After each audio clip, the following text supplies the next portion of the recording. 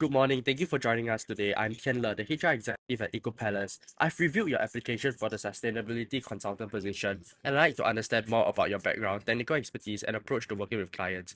To start, can you briefly introduce yourself and tell me more about your professional journey beyond your portfolio? Thank you. I'm Kai Jin, and my career in sustainability started during my environmental science degree, where I focused on climate policy and sustainable supply chains. After graduation, I joined a consulting firm and where I handled ESG reporting, carbon footprint assessments, and helped SMEs secure green certification. One highlight was a project with a local manufacturer. Our carbon footprint reduction, our carbon reduction roadmap saved them $50,000 annually while meeting regulatory requirements. The experience taught me that sustainability is most effective when it's both impactful and financially viable. Okay, that's a good answer. I have another question for you. So why do you pick to join Eco Palace? Eco Palace's track record shows a balance between environmental impact and business success. I'm drawn to your holistic approach, combining ESG frameworks, operational efficiencies, and innovation. I also admire your work with SMEs because they often need most guidance to integrate sustainability into their core businesses.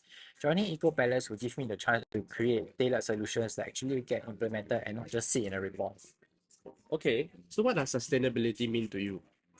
Personally, it's about mindful living, reduction waste, and also using resources responsibly and making small daily choices that add up. Professionally, it's about designing systems that make sustainable practices the default option for businesses.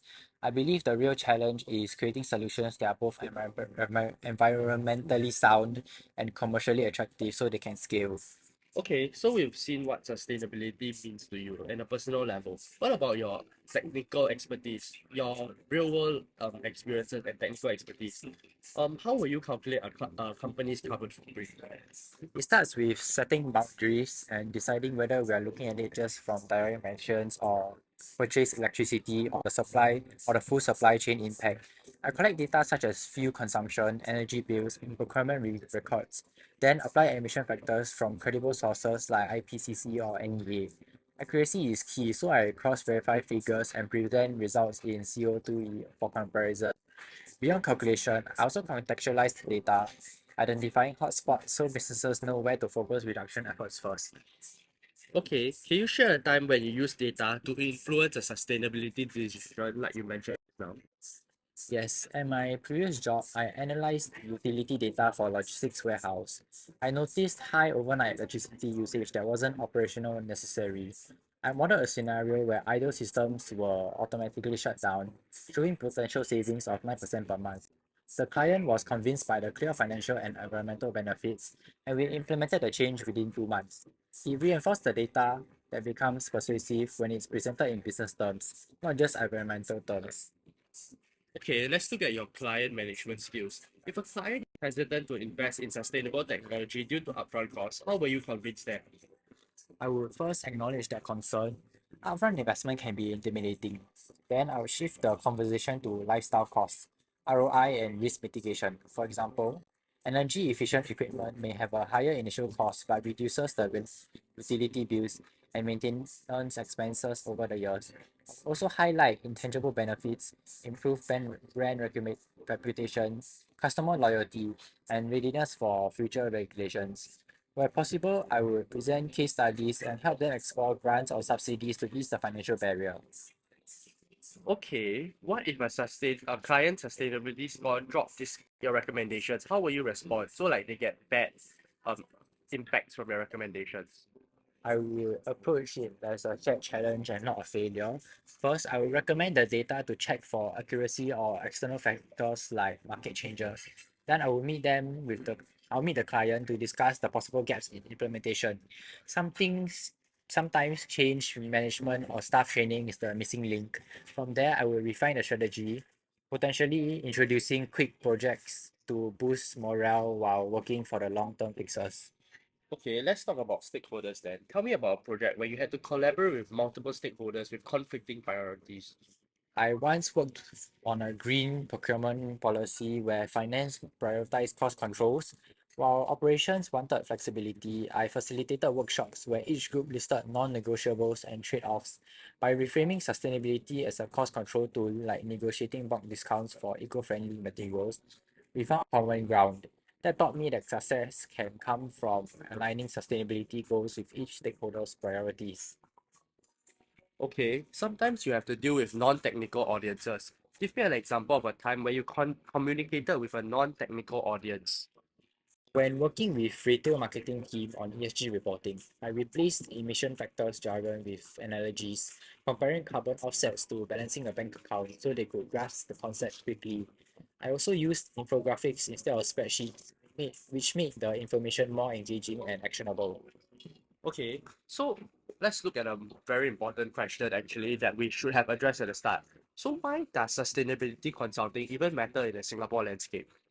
With Singapore's Green Plan of 2030, carbon tax and regional ESG requirements, sustainability is no longer optional.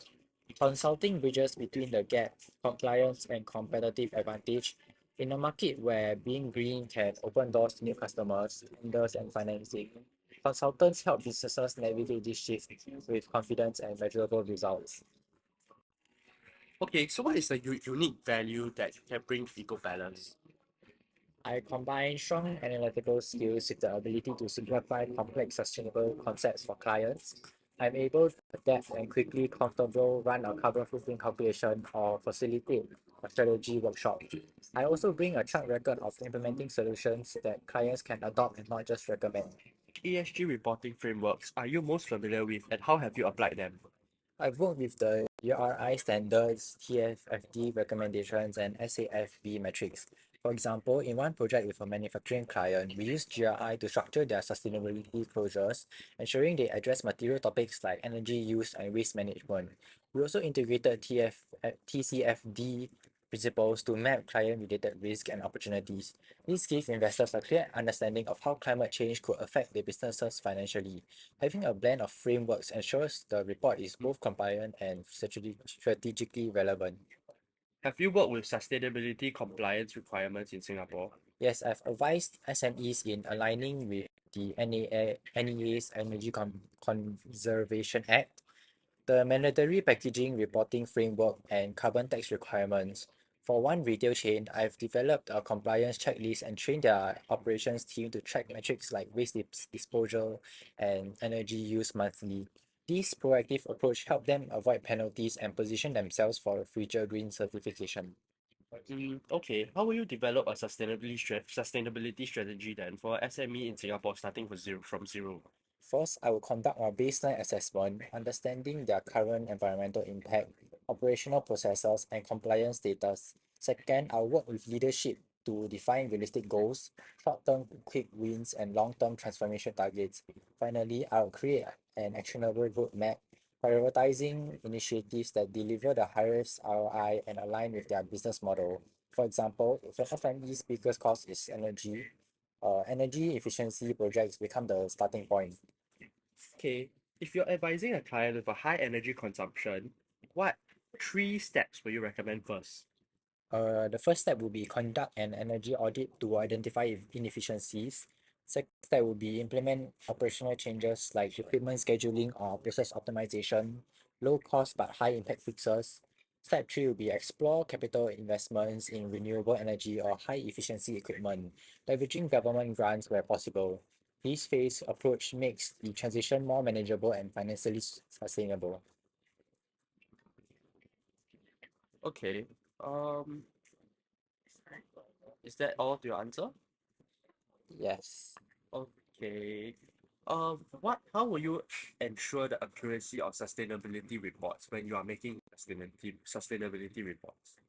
I establish a clear data collection protocol, assign accountability to specific departments, and verify figures using at least two sources where possible. I also ensure that assumptions, boundaries, and methodologies are fully documented. Finally, I conduct a peer review with a colleague not involved in data collection to catch errors or inconsistencies before publication. Okay. We've covered a wide range of topics today, and from your technical expertise to your approach with your clients and your perspective on Singapore's sustainability landscape. I appreciate the detail and level of answers you've given me and the real world examples you've shared. It gives us a strong sense of how you will fit at Eco Palace. Do you have any final thoughts you want to leave with us? Yes, sustainability is entering a critical stage where it's not just about meeting minimum requirements, but leading change in a way that can benefit both business and the planet. I believe EcoPalace is the perfect position to do this, and I'll be excited to contribute to that journey with my skills, adaptability, and passion for making sustainable achievements for all type of organizations. Okay. Thank you for your time today. We'll be in touch soon regarding the next steps. Thank you.